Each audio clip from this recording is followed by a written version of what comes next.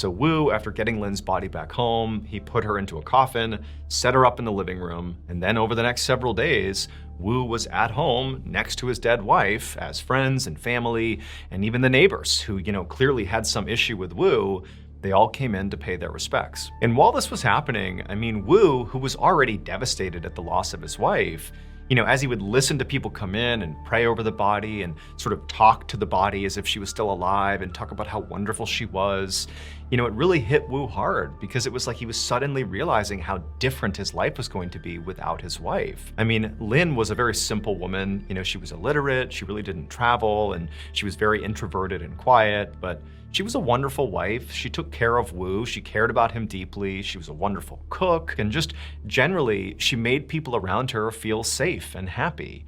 And so, Wu, it's like he just found himself over and over having these fits of just crying. Like he can't believe that Lin is now gone.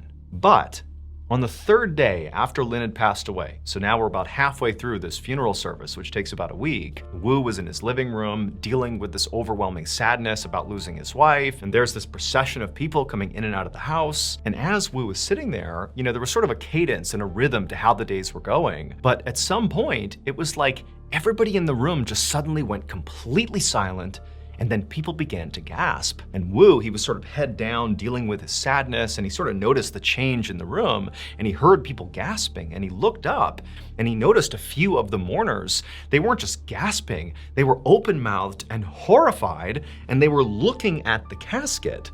And so Wu went from the mourners and he looks over at the casket, and there in this open casket is Lin, except now she's sitting upright, looking around the room, clearly alive.